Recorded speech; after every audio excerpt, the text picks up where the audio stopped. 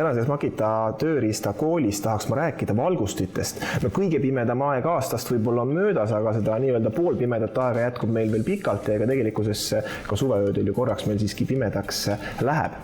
No valgusti valik on Makital väga lai ja neid on kõikidesse võimalikesse erinevatesse oludesse.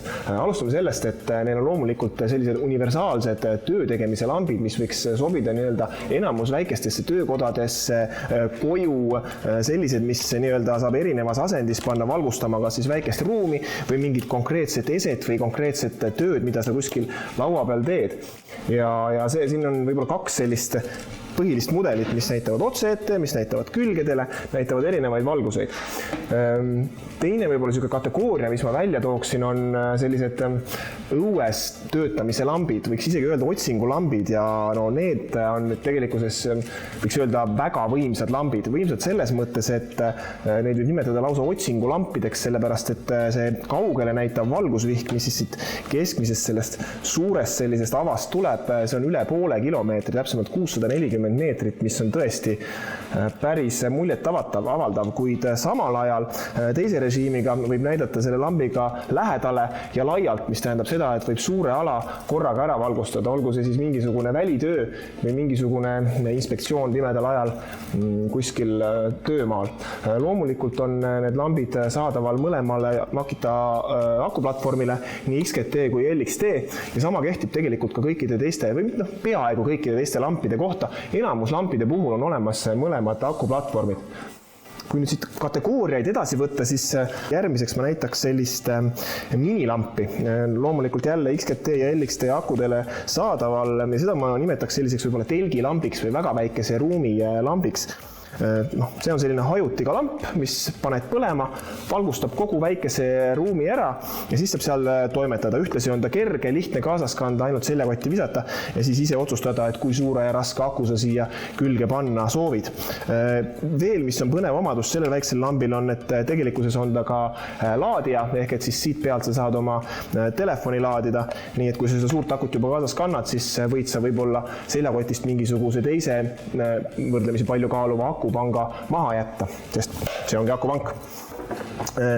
Üks vahva lamp, mis on tegelikult ka minul kodus endal pidevas kasutuses, on koos raadioga. Samamoodi ülimitmekülgne lamp, saab panna erinevaid valgusrežiime, saab oma telefoni ära ühendada ja siit telefoniga muusikat kuulata, saab raadiot kuulata ja samamoodi saab siit võtta voolu, et oma telefoni samal ajal laadida, kui sa siit muusikat mängid. Kui me nüüd lähme tõsisemate prožektorite juurde, siis on siin näidata praegust 2 sellist suurt mudelit. Ja see suurem on juba 11 000 luumenit, kes nendest luumenitest natukenegi jagab, see saab aru, et seda valgust jagub ikka väga-väga suurele alale avatud õues ehitusplatsi valgustamiseks tegelikkuses ideaalne.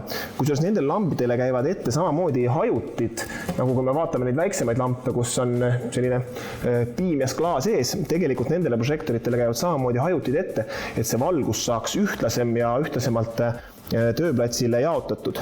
Üks lahe omadus, mis nendel suurtel prožektoritel on see, et nendega tuleb kaasa ka toitekaabel, sest arvata võib, et kui sul ikkagi sellises koguses, sellises võimsuses valgust andvad lambid on, siis tegelikkuses mingil hetkel need akud annavad järgi ja tuleb neid pidevalt laadida, aga kui on teada, et sa oled kohas, kus on elektrivõrk olemas, sul peab lamp pikalt põlema, siis iga kell saad sa selle lambiga stepisse pista, ehk et siis ta on väga universaalne lahendus. Väga lahe tööriist veel, mida tahaks välja tuua, on selline jala peal lamp ja see ei ole nüüd ainult lamp, mida saab siis kuskile suunata ja ühes suunas valgust näidata. See on tegelikult selline läbimõeldud lahendus, kus saab teha ka sellise valgusmasti. Need lambid saab külgedelt alla pöörata, lambi saab kõrgele tõsta ja on korraga üks suurem ala valgustatud. Loomulikult käib see väga mugavalt kokku, üsna kompaktseks, et seda on mugav auto pagasiruumi tõsta ja sealt siis uuesti välja tõsta seal, kus seda parasjagu vaja on. Nii et ma ütleks, see valgustite maailm on väga kirju ja tegelikult on veel ka üks selline minu meelest väga spetsiifiline valgusti, mis on väga spetsiifilise töö jaoks, nimelt mõeldud autotöökodadele.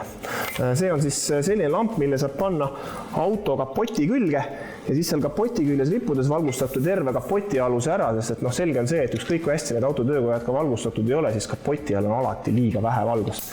Lamp käib siit küljest ära, seda saab eraldi veel igale poole riputada, rihmaga kas või endal kaela panna, kõik võimalikud moodused.